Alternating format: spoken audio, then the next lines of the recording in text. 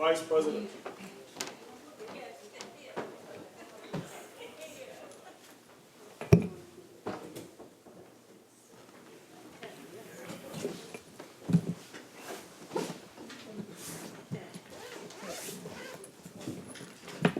Senator Obika.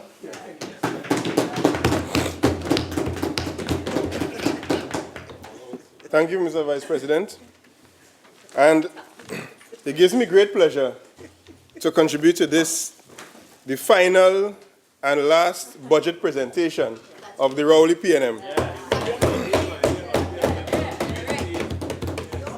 Because when you look around the Trinidad and Tobago, citizens are asking for a government that delivers. The UNC has the track record of listening and working for the people. Over the past 3 months, Mr. Vice President, we have listened in over 100 pre-budget, public budget consultations, from as far south as Cedros, Point Fortin, Moruga, St. Mary's, Rio Claro, Mayaro, San Fernando, Cuva, Chaguanas, Lavantil, John John, Port of Spain South, Diego Martin, the length and breadth of the East-West corridor. Even in Chaguanas East. Even in Chaguanas East, for a good friend. So, and we've had many consultations with stakeholders from Tobago as well, Mr. Vice President. So, we've held consultations with persons from all walks of life in this society. We produced our national economic transformation agenda. Note the word, not diversification. We are beyond that. We are here with a plan to transform this economy because the UNC works for the people. Mr. Vice President, it would grieve every citizen in this country to recognize that after 4 years in a budget consultation, the PNM is still looking backward, still trying to dig up the ghosts of the past. In fact, Senator Foster Cummings, in a very vacuous presentation, could only quote houses built in 1975, but couldn't tell the population how many houses were built in this last 4 years. Of course, we know he's a construction man. He's familiar with the building of community centers. And HGC developments. And in the HGC developments and so on. But how much delivery have they given to the people? They've failed. They've failed. And as they've dropped the ball, Mr. Vice President, they're trying to find someone to blame for their failure, incompetence, and inability to serve the people. The PNM talks, the UNC works. You see, after 4 years of the Rowley PNM, the people are saying they have no jobs. They have no jobs after 4 years of the Rowley PNM, Mr. Vice President. The people are saying they can find no CDAP medication in the hospitals. I met a woman in our consultation in Sawo, in the Kwesi. She's saying that she spends $2,000 a month on medication. And she called a list of things, pressure, high blood, diabetes, and so on. And she said that under Kamala Persad-Bissessa's governance, she had that taken care of. So she has to use her pension to pay for medicine that her government promised to deliver, but has failed. So after 4 years of the PNM and Rowley, now the Prime Minister is reaching 70 years today, and in unrelated news, the mark in play apparently is 36. But the people of Trinidad and Tobago don't want any lanyard. He makes them 3 square and 10, we don't want any lanyard. Next year, it's time to go. You see, Mr. Vice President, it is shameful when the General Secretary of the PNM, Senator Foster Cummings, could come to Parliament and try to claim UNC projects, the Point Fortin Hospital. When you step out my gallery, you see the Point Fortin Hospital, Mr. Vice President. And in 2015, you saw the Point Fortin Hospital. It is the same structure in 2015 that they're just dressing up. And it would hurt many citizens to know. Despite Senator Foster Cummings boasting about that hospital that they delayed, that should have been completed 2 years ago, As we speak, this week, work has stopped on the hospital. The contractor has not been paid. So they're just talking, but they're not working for the people. After 4 years, people are complaining about bad roads. But in the last year, they want to come and rush now. After you've lost your shocks, your suspension, your ball joints, your bearings, everything going in your car, you want to come now and pave the road to give people for election. But when you go down by the golf course in Chagaramas, the road's smooth. You could roll a ball and straight across the road. It's smooth like that. But when you come down by me, Mr. Vice President, you will lose your vehicle in a pothole. The schools are overcrowded in many areas because this government, in the most wicked act, has decided to keep closed schools that are 95% complete. So you have children in many areas having to double up and triple up. In Sawa and in Lavantil, having to come by the roadside to catch a maxi to go to a school quite up in the east. When all they had to do was, you see that $18 million they spend in the palace for the Prime Minister in Tobago? Yes. They could have spent that on fixing the schools for the children in Lavanti. PNM constituents in Lavanti. The PNM constituents in Point 14 in Chatham. And they like to talk about geography, the UNC, don't nobody know. But the most of the schools that you're seeing now, the new schools built in the East-West Corridor, built by the United National Congress. We had a school here from Tobago today, Goodwood. I was a teacher in Tobago, in Elizabeth's College. The school in Tobago, Goodwood, was built by Kamala Prasad Bisesa as Minister of Education. So the UNC has always had a track record of working for the people. Now, Mr. Vice President, another matter that is very shameful. This government, they come to mama guy people with daycare for children up to 3 years old. But when they turn 3 years old, they have to go to preschool. But this government, so wicked, took away the funding for tuition for preschool children, 3 years and 4 years old, Mr. Vice President. So your mama guy them, telling them single parents will get to send the children to daycare. But when they're ready to go to school at the age of 2.5 to 3 years, nothing for them but their children, Mr. Vice President. The minister's children and grandchildren could go to top preschools in Maraval, in Mocha, in Glencoe. But the children of Trinidad and Tobago do not deserve preschool education because they robbed the children of preschool tuition. That is the most wicked act by this government. The most wicked and sinister act when children cannot have rights in their own country to be educated. And then, Mr. Vice President, after such a callous act, they've closed the pediatric health centers.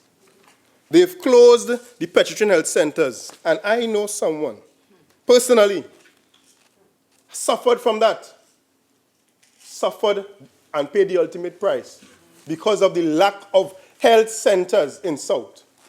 Now, the United National Congress as a party did not take any legal action against the sale of the refinery to Patriotic. However, we can't help but notice this government's excitement about a withdrawal. They are always moving like they have something to hide. But my understanding is the Minister of Finance moved quickly to take front and convene the Joint Select Committee of Energy Affairs after much calls to put the Petrotrin issue to the JSC before the wicked act of shutting down Petrotrin. This JSC has not met Since about 2 years. in years. Almost 2 years, Mr. Vice President. We stand for accountability and transparency in the United National Congress.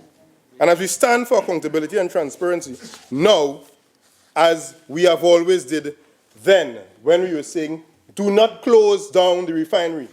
And to all the workers in Trinidad and Tobago, my great-grandfather, Paris, was an oil worker from St. Madeleine. My grandfather graduated along that line and became a manager in administration in Trintoc. I come from an oil family in South, Mr. Vice President. And Tubally Rabas Butler will be turning in his grave to know that this callous bunch, this callous set of ministers closed down the refinery. Closed down the refinery and now playing games with the lives of the ex-oil workers. When the United National Congress comes to power in a few months' time, we will reopen the refinery for the people of Trinidad and Tobago. Now, the people are ready for a government that listens and leads. A government that goes to work for the people. A government that has a plan to transform the economy. A leader who would not be in midweek on golf courses, driving on smooth roads to golf courses while his constituents suffer from bad roads and bad health care. The people are ready, Mr. Vice President, for the United National Congress. So all around the country, they're asking, what is the time? I'm the timekeeper. And there's only one time people want to know. Election time. And they're ready to bring back the leadership, the stewardship, and the government that listens under Kamla Prasad Bisesa. PNM talks, the UNC works.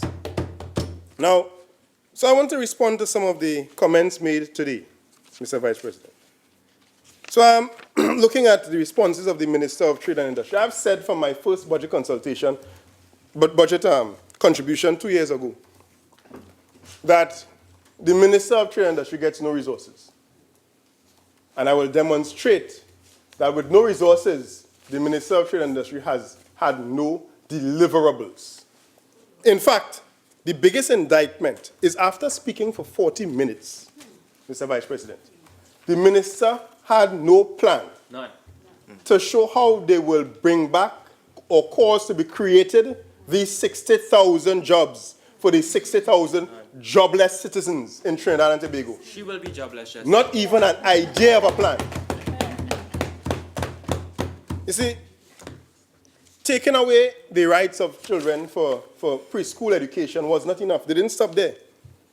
They didn't stop there, Mr. Vice President. I want to give you a story in the life of a citizen in this country to show you where their rights have been robbed, have been denied, have been taken away callously by this government.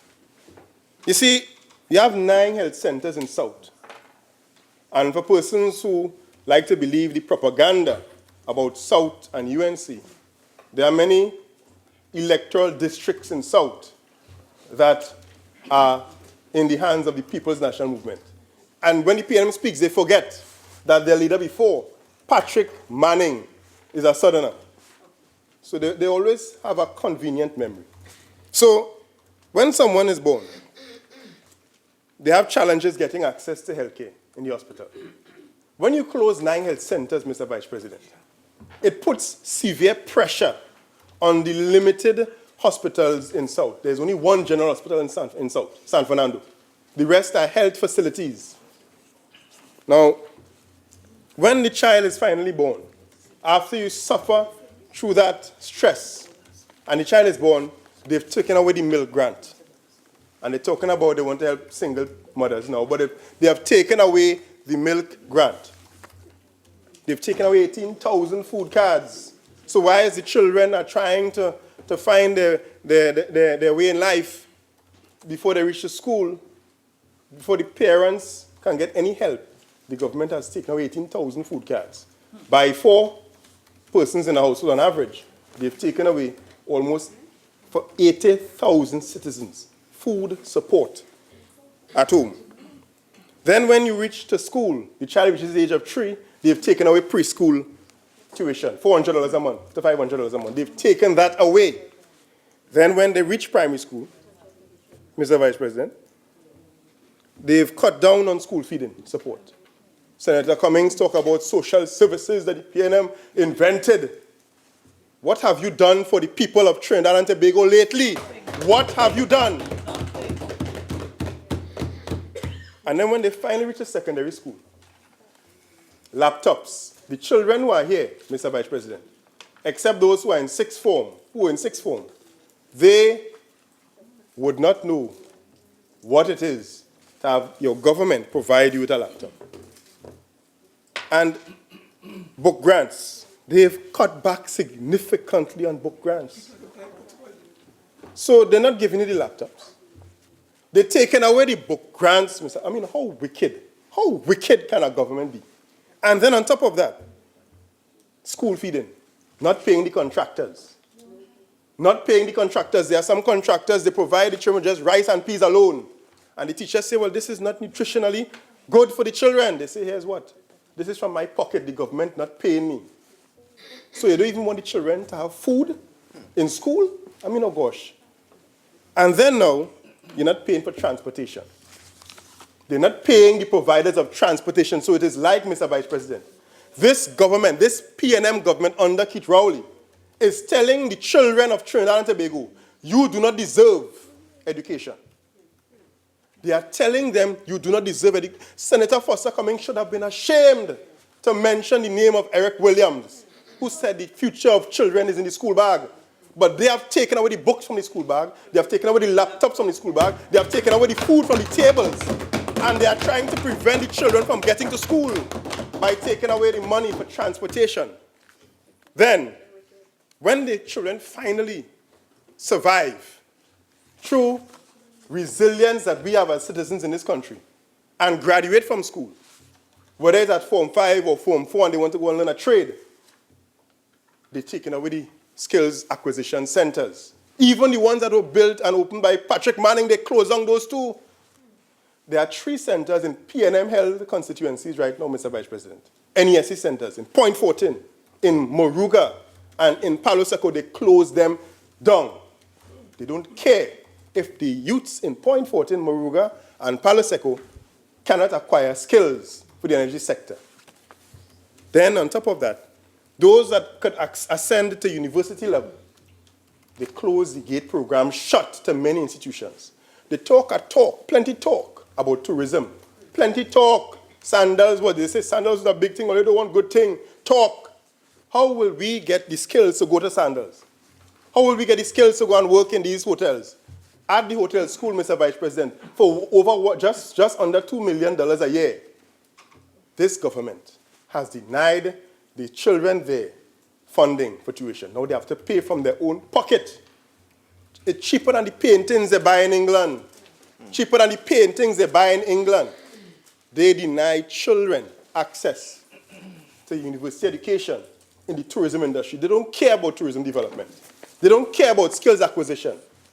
And then now, if you finally graduate, the job market, no jobs. Over 60,000 jobs gone. The Minister of Labor said they have to what? They have to sit quietly and take it. The Minister of Labor, Mr. Vice President, said they have to sit quietly and take it. So the petroleum workers who lost their jobs, the Minister of Labor is telling them sit quietly and take it. The 600 people from TSTT who've lost their jobs, the Minister of Labor is saying sit quietly and take it. Now, Mr. Vice President, if even you manage to get in, the government has cut significantly the housing program. So you can't even get a house. There are many graduates who will never qualify for a mortgage because of their tenure. They get a 3 years contract here, break in service. Once you break in service, that's it. You start back from scratch. Get a next 5-year contract somewhere if you're lucky. Then, so they close, they're not building houses. In one budget presentation, the Minister of Housing at that time, Minister Randall Mitchell, came and said, well, we build 1,000 houses. We don't have any homeowning democracy plan like the UNC. We have a roof over your head democracy. After that, they stopped saying how much houses they build. Because they're shame. Because they haven't built to meet any demand. And imagine even if you look at even Patrick Manning's record, over 10,000 houses built. They couldn't even match that. The United National Congress built over 8,000, delivered over 7,000. Delivered over 7,000. Now, Mr. Vice President, if even you finally struggle, you reach the age of 50, and I say what I want to retool myself for the job market this government, in their crazy mind, took away gate access for persons over 50 years. So you know what they are saying? You know what they are saying? You know what they are saying, Mr. Vice President? And there's talk of the retirement age. It has already increased to 65 in some institutions. So what they are saying is, when you turn 50, you don't deserve to benefit from a better job in the society that you have labored with your tax dollars to build. Now, and finally, when you finally manage to reach retirement age and you have medical issues, no CDAP for you. Now, Mr. Vice President, when you really sit down and you think about it, this entire government should just be ashamed. The minister in the office of the Prime Minister said life in Tobago is good. Life in Tobago is good for her. Life in Tobago is good, so she's saying there are no problems in healthcare, no problems in education, no problems with business despite all the cries of the business chamber, no problems in the sea bridge, no problems in Tobago. Mr. Vice President, the callous nature. And then, on the talk of the OJT program, now the CSO is hiding data, but I got from the CSO at least first quarter 2016, number of young persons employed, and the number of young persons employed by second quarter 2018.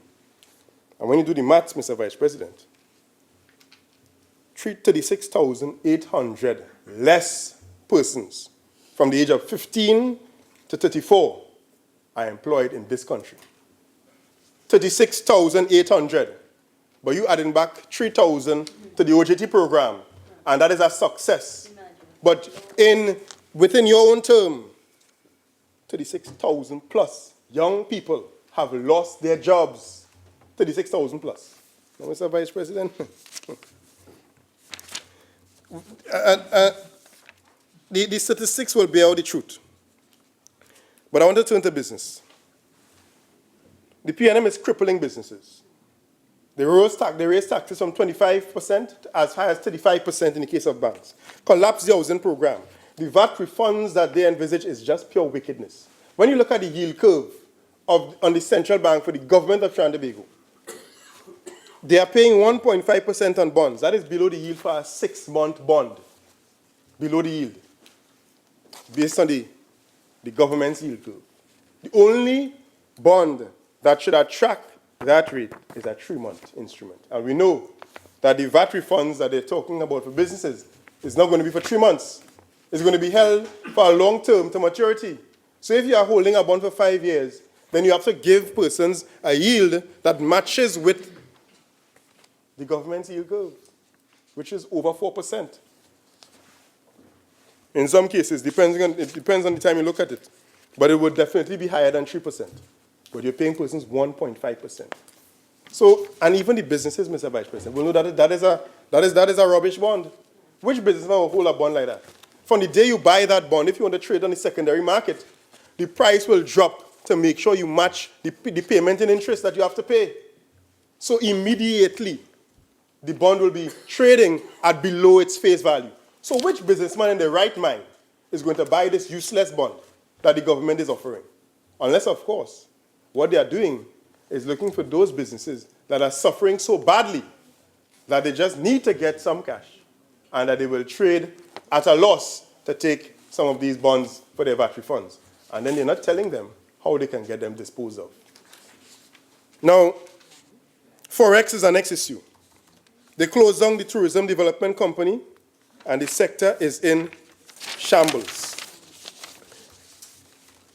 Now, Mr. Vice President, this government is a government that has no respect for women. This government has kept the report on the MP for Diego Martin Central, MP Darrell Smith, facing sexual harassment allegations and sexual predator allegations and so on, hiding him behind the Prime Minister's coattail, would not bring the document. They must bring that document to Parliament and release it. Release the report on Darrell Smith. Now, I grew up in Njak, Mr. Vice President. I have much respect for Ladi Mututa. So I'm sure that the report there would be a proper report. And that is why they are trying to hide it. Now, let me turn to three ministries as they appear in the development program. The Ministry of Trade and Industry, Ministry of Tourism, and the Ministry of Housing. Now, when you look at the development program expenditure, Mr. Vice President, they put for the TTBS 1.5 million and they reduce it down to 128,000 the year prior.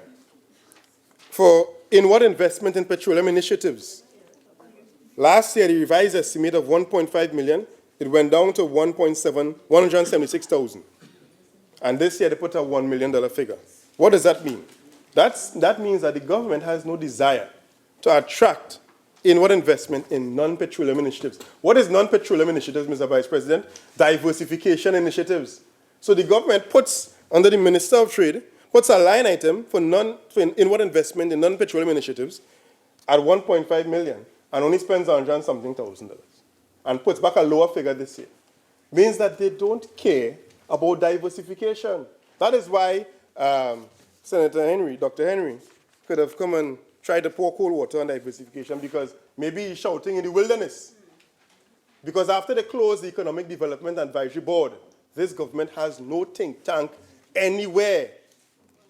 They're just running away from the people, and the people are suffering. Now, when you look at the Infrastructure Development Fund for the Ministry of Trade and Industry, the single economic window comes up again, and then the construction in Moruga for agritourism. But what it did, the year before, 23 million was the allocation. They only spent 5 million. You understand? And so they say they come with a next allocation. The people of Moruga, I want to tell you this. Just as the PNM got, under this minister, a complete e-tech park in Point Fortin, and the only thing growing there is donkey grass today, pardon the colloquial expression. The only thing growing there is grass. The only thing that they will see in Moruga is the same grass from this PNM government. So, Mr. Vice President, in public sector investment, there were no big-ticket items that lead to transformation of the economy. I felt as if I wasted my time reading these documents that the government presented to us. It was a significant waste of time. No trade policy has been tabled in this parliament. We are running 2 years by December with no trade policy. And I feel like if it wasn't for me, Mr. Vice President, there would have been no talk even of a trade policy. Yes. Because every single finance bill, I have come to put pressure on the government for a trade policy. Now, bring it to the parliament. Now, Mr. Vice President, the manufacturing sector, and you know, Mr. Vice President, there's a new head of the manufacturing sector, TTME. And the vice head was on TV6 before I appeared on a program, and he was chastising the government, saying, remember your record, you need to pay VAT refunds. That was the morning of the budget. Then the budget came, nothing about VAT refunds except some worthless bonds. Now, this person was TTME. So, Mr. Vice President, the government, the TTME is looking at doubling the manufacturing. But you know what they did? You know what they did, Mr. Vice President? They put it up to 2024 because they know that nothing under this government can work. What they are looking at cannot work under this government because there is not even a trade policy to guide government expenditure in the relevant areas. The fact that the minister can laugh means that the relevance of a trade policy is lost on this entire cabinet. Now, so the SME sector, the only mention of SME sector is a $10 million facility procured by the Development Finance. But I listened attentively to the Minister of Labor, Mr. Vice President.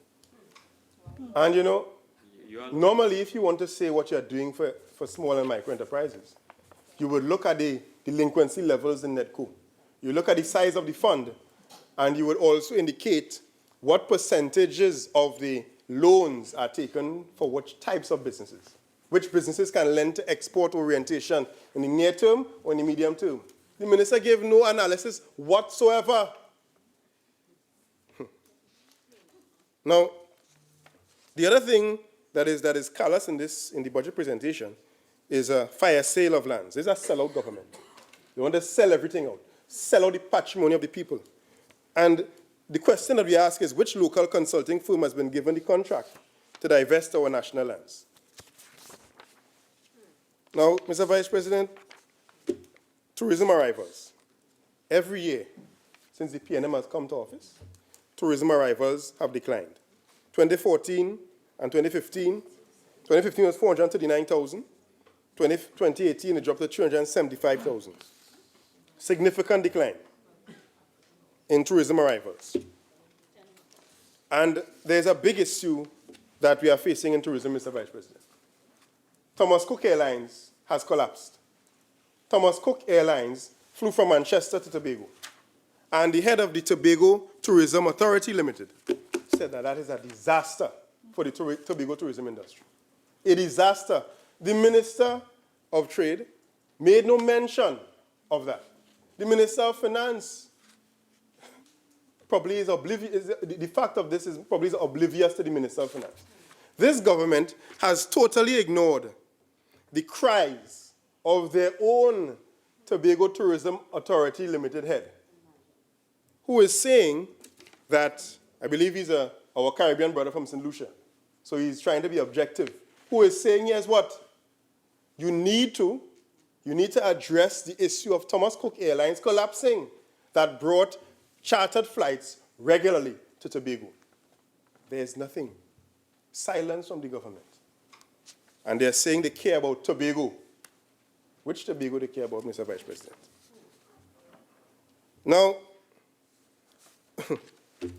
when I look at housing, Mr. Vice President, the government is saying that they will build houses. And Senator Cummings talked about $870,000 to build a house under the UNC. The Minister of Finance himself, on page 58 of the budget document, said it cost their government $1 million to build an HEC house. The PNM government. This is in the budget document on page 58. He didn't read it. So he's saying that they will build 6,000 units by December 2020. 6,000. They're costing 1,000. When you look at the allocation for HEC, 300 and something million. 300 and something million. No mention of the money, the proceeds from the bonds. So that means these bonds that are being purchased are not going to be given to the HEC. They're not going to be used to build houses for the people of Trinidad and Tobago. They're going to be using it to buy votes for election. Now, Mr. Vice President, I believe my time is running short. And I know the PNM is very afraid. But as I say, I want to raise. The Minister of Communications, I know that the Minister has just landed in the jurisdiction and may not be aware that we have a Ministry of Energy headed by the head of the government in the Senate. Because the Minister said that there was she looked high and low and saw no initiative to conserve energy in terms of the house lighting program. The Minister of Energy can show a document in his very ministry where there was a program to that effect with pictures of Philomena, anti-Philo, large in the program. And there was a supporting document behind that where the recommendations, which are the most important, I know you are an academic, Mr. Vice President, the recommendations had in it that we should move to LEDs. We should move to LEDs. At least 3 of the recommendations reference LEDs out of 6. So, Mr. Vice President, I would invite the Honorable Minister of Communications, our friend, to communicate with the Minister of Energy. Yes, yes. So, a friend who has said that she's an ambassador for Laventille, I don't want Her Excellency to be miscommunicated upon. Now, the issue that we have also in this country is debt servicing. And we always talk about debt to GDP is managed well, debt to GDP is managed well, but when you look at the review of the economy, you see, for every dollar that we earn, Senator, you have 5 more minutes. thank you, for every dollar that we earn, the account, on account of public debt, charges on account of public debt versus total tax and non-tax revenue, shows that the government has been incurring costs of borrowing on average for the first 3 years in office, as high as 28.39% in 2017, and in 2018, 22.3%. So that means for every dollar that we earn as a country, 22 cents is going to pay debt. Now, Mr. Vice President, when we consider that, it means that they don't have funds to pay for things that are relevant to the development of people of Trinidad and Tobago, and this government must be careful by the way that they are borrowing, that they won't be able to provide anything in the future. They're already suffering, the people of Trinidad and Tobago. Now, Mr. Vice President, there's something that the Minister of Agriculture would want to learn from. In our national transformation agenda, for agriculture, we'll create 10,000 new jobs, cut the food import bill by $2 billion, generate an additional $1 billion in agricultural exports, and increase to 5% agriculture's contribution to GDP. They give to agriculture what they already have, in a sense, for the most part, a tax-free operating environment. But what the farmers need is agricultural access roads. They need flood alleviation programs. They need lighting and water access closer to their farms. They need predial larceny squads to be upgraded, not the one in Kuvan, the subunit in Grandy. The issue is the government has no clue as to what are the requirements to deal with agriculture. All right? And even the use of CPEP. Senator Amin would tell the population that under the partnership government, the CPEP workers were used to work hand in hand with farmers. There was a program where farmers could have accessed CPEP workers. We have already been doing farm PEP, not CPEP, farm PEP in this country.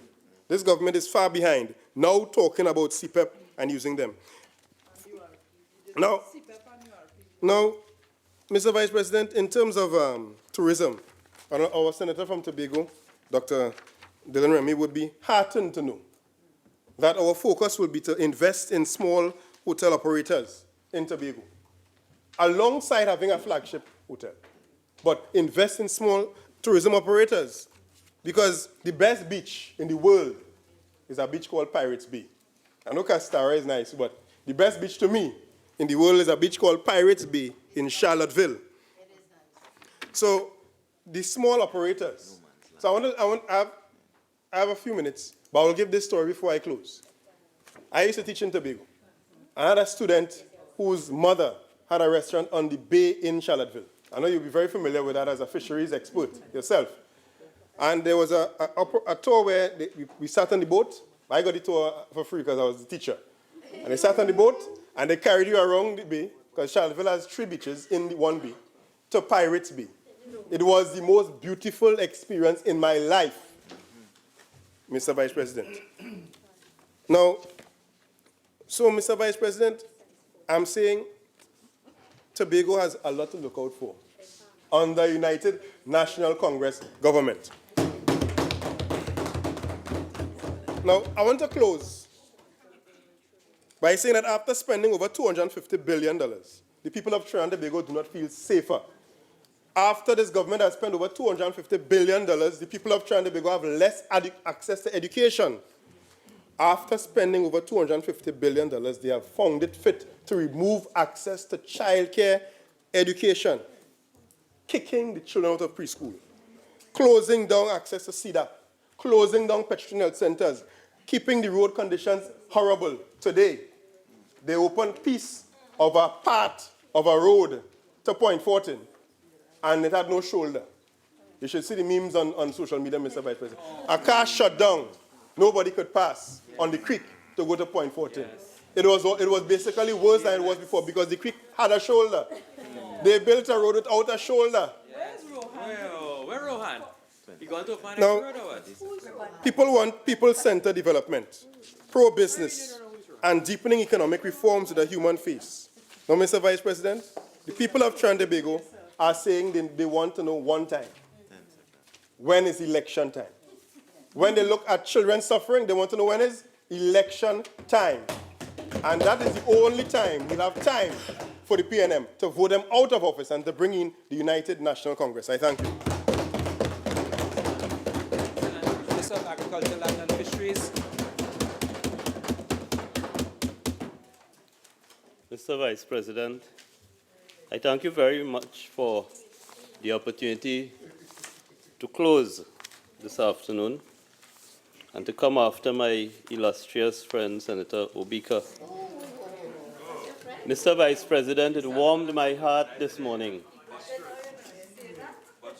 It warmed my heart this morning to walk in the chamber and see the gallery filled with the participants from the secondary schools around the country. I think we are all happy to see them. But in the last 40 minutes, I wondered if they left one behind. I wondered. I'm in good company with the young people. Because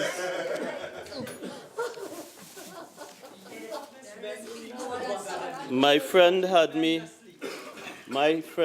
worried. And I will get to that. But Mr. Vice President, unlike the 4 opposition senators who have gone before me, I am here to speak on a bill for an act to provide for the service of Trinidad and Tobago for the financial year ending 30th September 2020. You see, my friends have gotten carried away with their transformation plan and their pseudo-manifesto. And we might be lucky because there are 2 more left and they'll come back tomorrow. So I'll help them prepare for tomorrow. But this bill is before us, Mr. Vice President. And I intend to address the mind of the House and the country to the schedule to the bill. In particular, Head 77, Ministry of Agriculture, Land and Fisheries. So, Mr. Vice President, before I get there, my friends have a problem in learning. And I listened to the call for the Darrell Smith report and blah, blah, blah, blah, blah. And we've schooled you in this already. I remember very distinctly you were demanding a report to be laid, or brought to the Parliament or something, and I reminded you, claim number CV2014-03943, Ashwin Creed, former Permanent Secretary in the Ministry of Sport, Cornelius Price, Theodore Charles and Ronald Barclay, and the Central Audit Committee, the defendants. And you know, this case had to do with live sport, which of course is a load you have to carry. And your decision, and at paragraph 29 of the judgment, of Madam Justice Dean Amara, paragraph 29 sets out your behavior. And it reads, it was accepted by all parties that the final audit report was laid in the Parliament on the 24th July 2016. It received wide media coverage and was subjected to press commentaries. But you never gave the claimants the opportunity to see, read, or respond to the report. It does not matter. Sexual harassment is as grievous as live sport. Live sport, the criminal funding machinery you established on the East-West corridor to take control of the 2015 general election. Remind them. And then on paragraph 79 of the judgment of Madam Justice Dean Amara, this is what the court declared. that the Central Audit Committee comprising the defendants acted in breach of the rules of natural justice in relation to the audit into the life sport program. The audit in relation to the program was made in breach of the legitimate expectation of the claimants. So that we've traversed this already, and it is well established. We can't bring this and give you, it's not roti sharing. It's a serious matter. And if it is that anything is to come out of that investigation, there's still an opportunity to retrieve the situation. But we can't. And you ought to have learned your lesson with the Ashwin Creed matter. You ought to have done that. And then, how could you lay claim to having something called Farm PEP? I would gladly take you now to the farmers in Tableland, the pineapple farmers whom you promised this thing called Farm PEP, that you were going to take CPEP workers and put them on their farms and so on. They're still waiting for you to do that. And I've warned you on many times, do not get caught up with old talk. CPEP in agriculture makes no sense. I've cautioned you about that. But listen to what you really did with CPEP. And this is Newsday, 11th April 2018. And it's a case where Tora Bora Construction, I'm sure you're familiar with Tora Bora Construction, Imtiaz Mohammed. And this was a failure of CPEP to pay money owed since March, April 2015.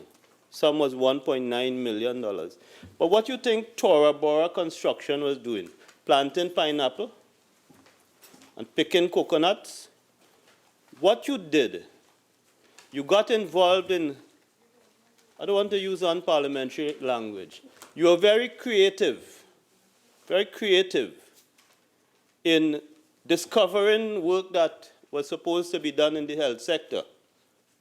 Car park to be paved in Mount Hope, buildings to be repaired and so on. And having discovered work to be done, you or your minions created these contracts. Whether the work was performed or the work was not performed is immaterial now. And you ran up a bill via CPEP of about $100 million, which you left unpaid. If you were serious about CPEP and agriculture, $100 million in labor to farmers would have gone a significant distance. But what you did, we don't know if the contracts were real. We don't know if the work was ever done. We had claims which had to be paid. The claims generated interest over the period of time as CPEP tried to manage the debt and pay it off. Legal fees were incurred. And that is your story with CPEP. That is your story with CPEP. And just like live sport, you have to live with it. And you have no Farm PEP. And Farm PEP sounds just like the 40 things that the Honorable Leader of the Opposition set out in relation to agriculture. And I think I dealt with that in the other place. And then, when I listened to Senator Obika, Mr. Vice President, it reminded me that in my mother's time as a seamstress, she used to make this mat. She used to take all the scraps of cloth, pink, green, red, yellow, not yellow, sorry. Never had yellow in our house. Wow. And cut it into pieces and make a mat with it. So your mat had a piece of CDAP, a food card, a grant, and it's all over the place. They're like snakes and ladders, are going up and are coming down. But to what effect? To what effect? Nothing except towards the end, a little reference to the development program. You talked about GATE. You talk about the trade centers. But we have assisted you, Senator Obika, in your motion in relation to the trade centers, we told you that there's only one trainee, and we consolidated. But the overarching thing about your contribution is this. You have dealt with CDAP, food card, grants, preschools, school feeding, skill training, gate, housing, jobs. But at no point have you addressed, this is a budget. This is a bill dealing with budgetary provisions. And you have not spoken about revenue versus expenditure. And, right? Before you get to debt servicing, you have to incur debt. If you're running a household, Miss Joyce in Enid Village, Rio Claro know that if you're running a household, a household is calibrated on what comes in and what goes out. So if you're making these statements in relation to these things, I have not heard you say, we have to cut this, just as my mother cut the cloth and put, I have not heard you.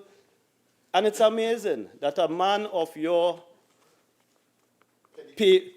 paper talent could not address a simple matter of revenue and expenditure. You made no mention. You know we have a $5 billion hole in this budget. We didn't hide it like you hide the Petrotrin debts, you know. We put it there, we put it out there. No, we didn't hide it. Because we understood that the equation of this budget, all these yellow books and all these books, and these weeks are talking, amount to one thing and one thing only: revenue and expenditure. And we told you from the start, there is a $5 billion difference between the two. And we have to borrow, we have told you continuously. Every year we have told you. You see, we understand your problems with the FCB IPO, for example. We understand your problems. And you have a problem in understanding. And we try our best. So that each year we've come and we've said, this is the gap. The revenues of this country fell apart. We had something called Spotlight. You should have come. And it was not me. It was P.S. Dan Paul making the presentation and setting out the debt ratio, setting out the shortfall, making the point that the salaries and wages in the public service is consuming the recurrent expenditure. No, but talk is cheap. You see, you think in Word, Microsoft Word. A budget works on Excel. And you have to put something in the expenditure column, and you have to put something in the revenue column. That's how it works. These words are simple. You know, anybody could open a laptop, or even know you need a laptop. Anybody could write the words. And that is what the honorable opposition leader did in the House for 17 minutes on agriculture. But how? See that. If you want to advocate for an expansion of the school feeding program, no problem with that. This government invent that. We invent providing food in school. We invent that. My uncle used to drive a Morris that you have to crank up, bring in school, feed in, bring the food into the schools. PNM invent that. And we expanded it. And we introduced the breakfast. And you corrupt the system. But if you're saying to me, which is a policy position you're advocating, on putting a meal in the hand of every hungry school child in this country, then tell me how I'm paying for it. Tell me how I'm paying for it. And if you advocate towards it, in my university time, as Senator Mark knows, in my university time, we were at the end of the communist era. I was the last set of students, among the last set of students, making the trek to communist Europe. So I understand, as I'm sure you do, what is a welfare state. And if you want the state to provide a house for every citizen of the country, and you are aware that it costs $1 million to build, then you must tell us where the revenue comes from, where the funding comes from. Is it going to be funded through bonds? Well, you try to give us a lesson in bonds. And my question in relation to your lesson in bonds is this. Which government takes on a $7 billion highway project and funds it out of recurrent expenditure, out of revenue, at a time when global interest rates were at their lowest? So I am not taking a lesson from you on bonds, because it seems as though you did not understand what you did in Point with the hospital. It seems as though you don't understand. What you did, you engaged in discussions with the Austrian government, and you're very good at that. You like drama and scene. We like action on this side. You engaged in a discussion with the Austrian government to grant a loan for the construction of the hospital in Point. But you never entered into any loan agreement with the government of Austria. In fact, we had to come and negotiate, make alterations to the documentation. We had to find money to fund that during the period when we were negotiating. And it is our government that put in place the financing through the Austrians for Point Fortin. You were happy to go along with recurrent with revenue stream, which was disappearing. So we will take no lesson from you on bonds and gate. You know, where in the world? Let's use North America. The average cost of the average student in a university in North America is going to exit with about 80,000 US in debt. And the likelihood of getting a job is very low. It's not Trinidad alone, you know. You look at the level of joblessness and underemployment of university graduates across North America, and it is significant. And you look at the debt load they carry as they step out the university. They carry in debt that they will never pay. And in this country, you could study law, medicine, engineering. You could get a university education here straight up to PhD level and owe nobody. And that's carried on the back and the strength of the taxpayers of this country. But the average householder in this country will tell you, if less coming in, you have to adjust and do with less. And what drastic change has the government made in GATE? We got rid of those people who were not able to be accredited because we insisted that you must be accredited, the school must be accredited to the ACTT, and many of those schools did not have accreditation, and the individual programs had to be accredited. I remember my colleague, Senator Khan, when we were going through the GATE documents, and Senator Khan laughed and said, "Well, I have GATE for braiding." Here, not that I have a problem with braiding. I mean, I don't need braiding, and I do have a problem with braiding, but could you imagine a policy crafted by this PNM to lift people in the country who may not have been able to afford education, to lift them out of that through tertiary education suited to the development needs of the country? And it gets so watered down and out of control that you could go to an unaccredited school, do an unaccredited program, and that program could be braiding here. And all we did is to put some controls in place and establish a means test. And you said the 50, people above 50. Well, how many were affected?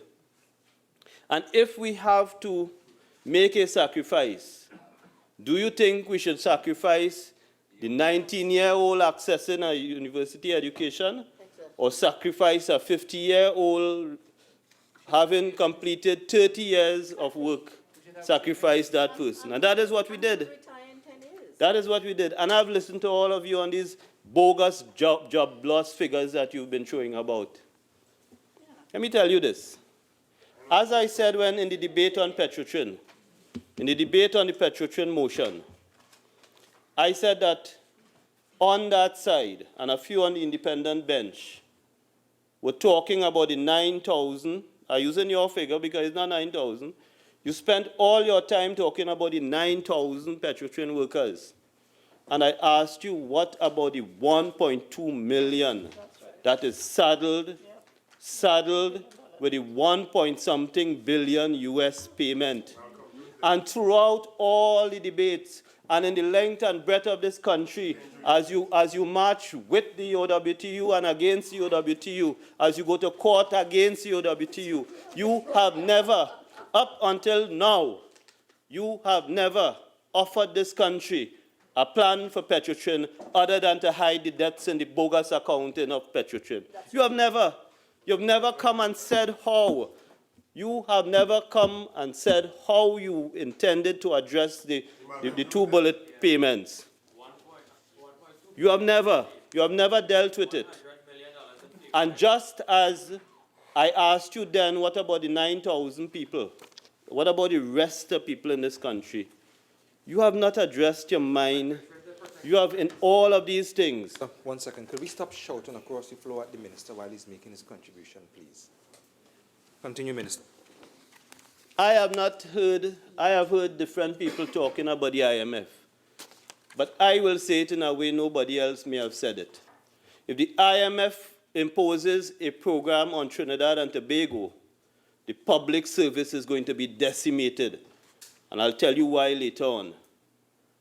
So it is not how many jobs, not that anybody want to send anybody home, you know.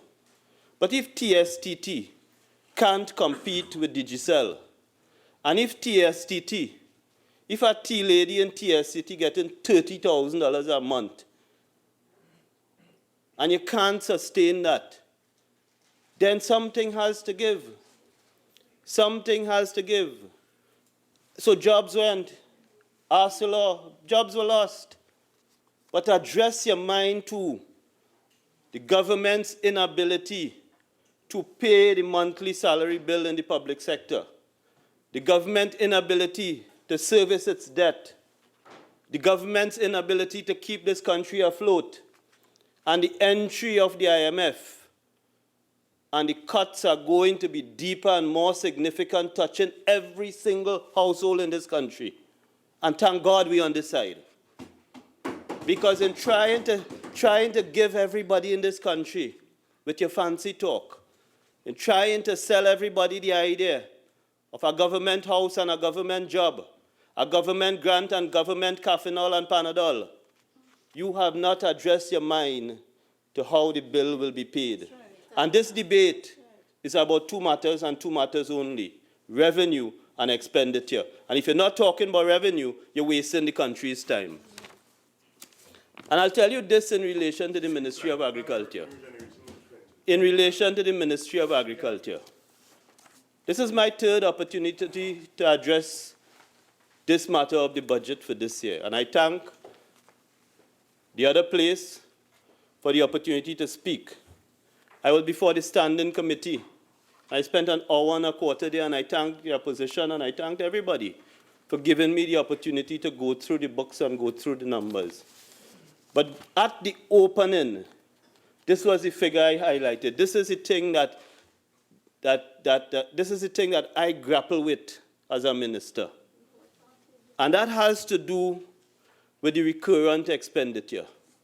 That has to do with the recurrent expenditure. And when I see 72% of the recurrent expenditure in our ministry going to wages and salaries, I've said debate after debate, we have a problem in this country. Because if that significant part, you know, if you get $100 to go to school or go to work with, if you get $100 and 72 of that going into something that will not feed you, clothe you, or make you more productive, you have a problem. If you're spending your $72 in the casino and you're a loser every time, We have a problem in this country. And anybody looking at the structure of the expenditure in this country, and anybody looking at what the taxpayers pay for on a monthly basis, will come and tell you, you have not to tinker with. You have to make drastic changes in the public sector. That is the reality. And that is what we have fought to stave off.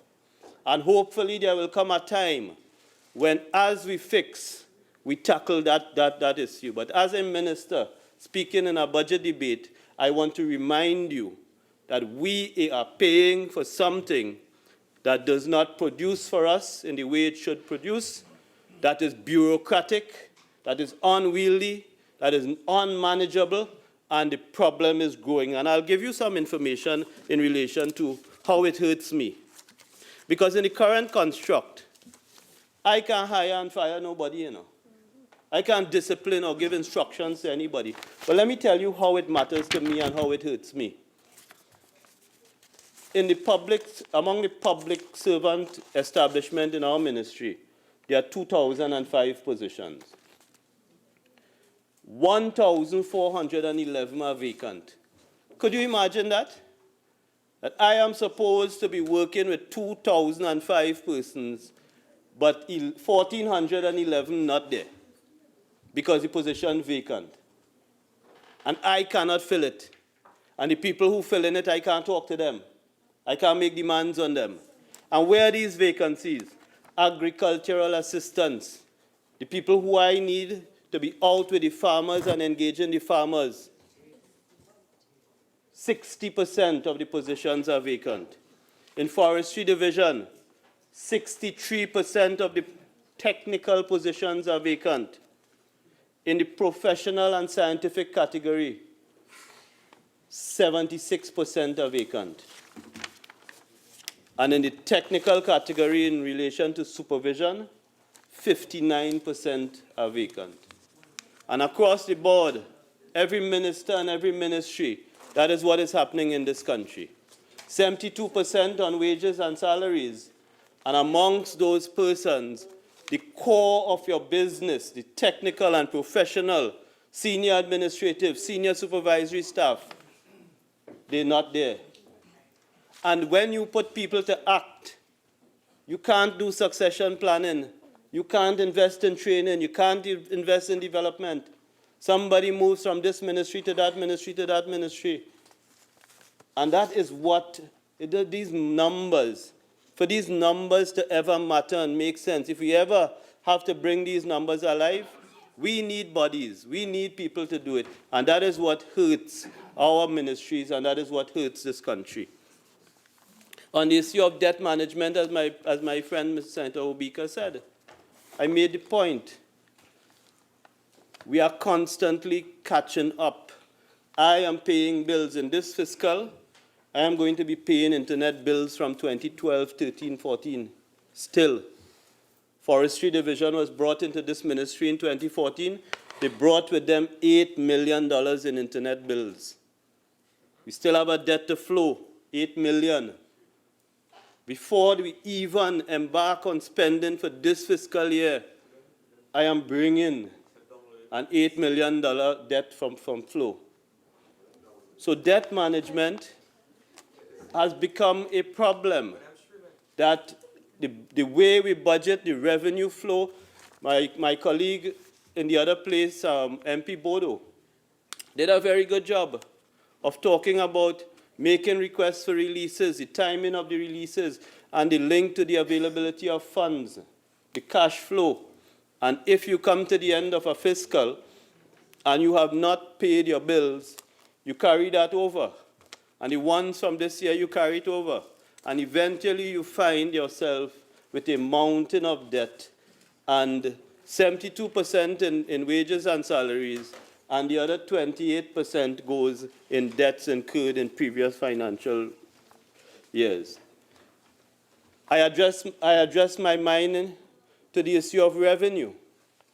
And I said, in this country, people look at expenditure just as my friend did. Look at spending, and nobody is addressing their minds to revenue. There's a book on revenue. You know what? you have a problem when your expenditure books combined are 4 inches and your revenue book is 6 millimeters thick. You have a problem.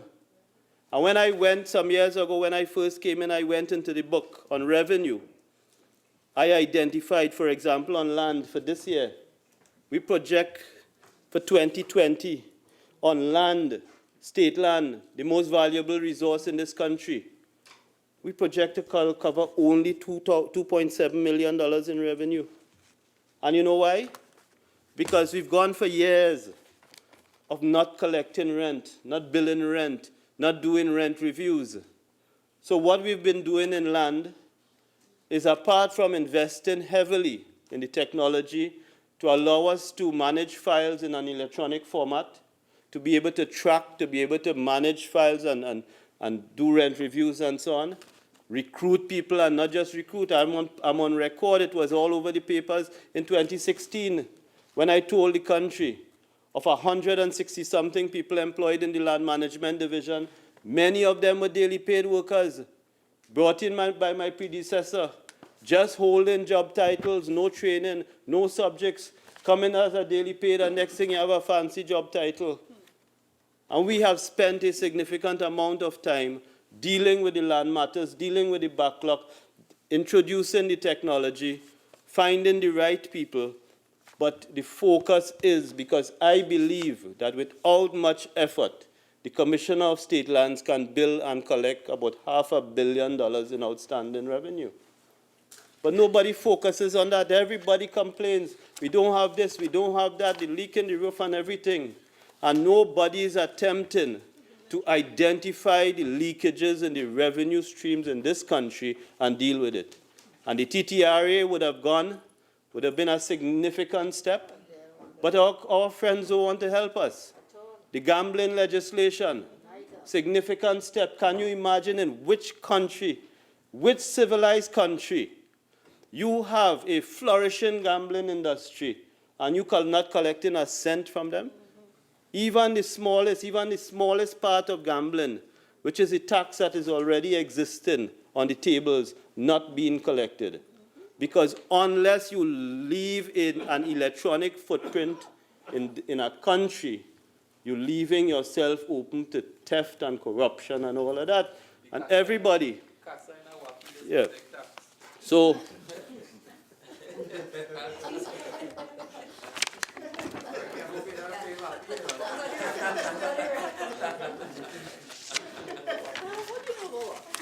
So, Mr. Vice President, those were the headlines that I wanted to share. And then I wanted to go on this issue of land, because I listened to my friends in the other place, and I wanted to emphasize that when we talk about agriculture, I've said it over and over, nothing is going to happen in agriculture unless we deal with this issue of land tenure. And I want to tell you, it goes beyond agriculture, this matter of land. But I wanted to place on the record and to remind my friends, because they feel that this issue of granting leases is a new thing. You know, the PNM created this system. The PNM established Wallerfield, Carlsonfield, Goldsboro. The PNM set that in place. But you know, 30 years and 25 years down the road, when the leases expired, we had no system. We had no system to renew them. But let me tell you, from November 2015 to early 2018, I and my colleague, Senator Singh, with the support of the staff of Carney 1975 Limited, the Commissioner of State Lands and so on, by that time we had given out 7,000 instruments relating to land titles, 7,000. And my colleagues, I know, get upset with me sometimes for not talking about it. But, you know, I am so busy. I don't have time to do that. But I just want to tell you, this business of giving out and granting leases, we have mastered that. And if it's one thing when we go out on the hustings, I would remind the country of how great our track record in the PNM is in relation to this matter of handling land.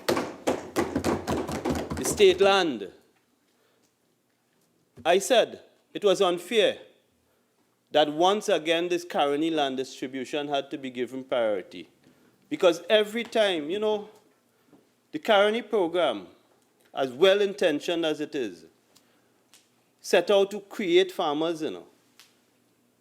And what we did is that we just set all the farmers, the real farmers, aside. Minister, you have 5 more minutes. So by 2018, we started to deal with the real farmers. And we have dealt with thousands and thousands and thousands of files across the country. It will not finish with me. It may finish after my next 5 years. But we have been dealing with it because you cannot talk about farming, whether you talk about modern farming, hydroponics, use of technology, agriculture in our part of the world essentially is going to be done by farming families and on a small or medium-sized scale. But at the heart of it is this issue of land tenure. And I want to tell you something. A lot of times I talk about the leases, the policy, the distribution. I want to tell you 2 other things.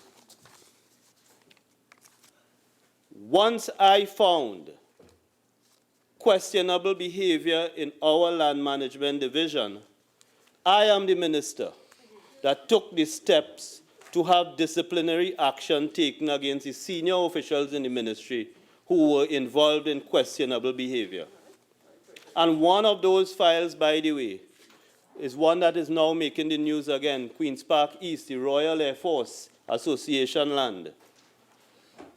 That is among the corrupt transactions that I have dealt with in relation to senior officials in the land management division of the ministry.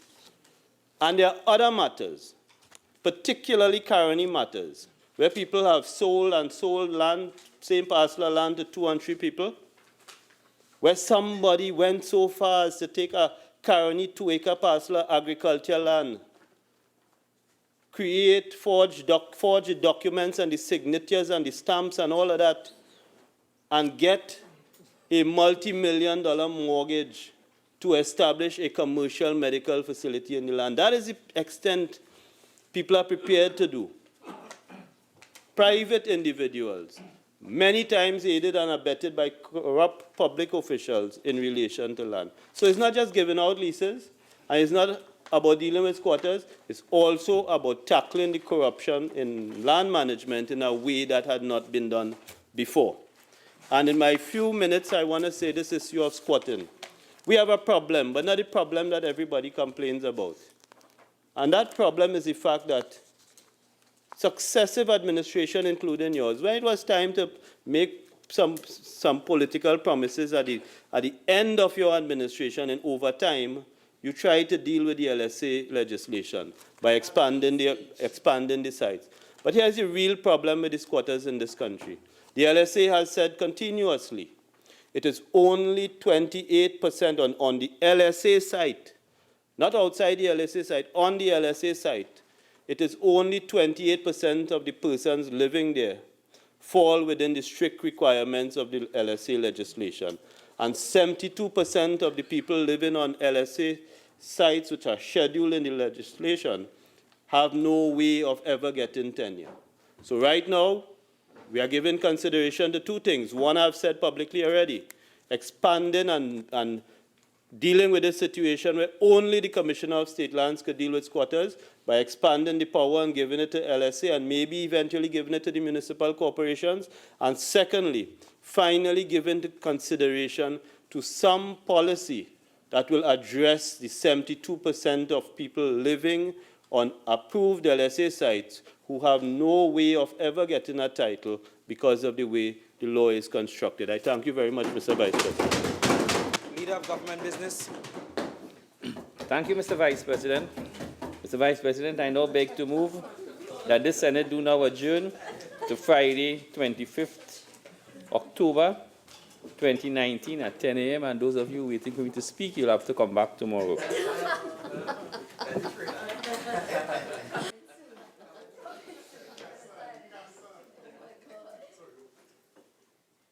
Honorable Senators, the question is that this Senate do now adjourn to Friday, October the 25th, 2019 at 10 a.m. Those in favor say aye. Aye. Those against say no.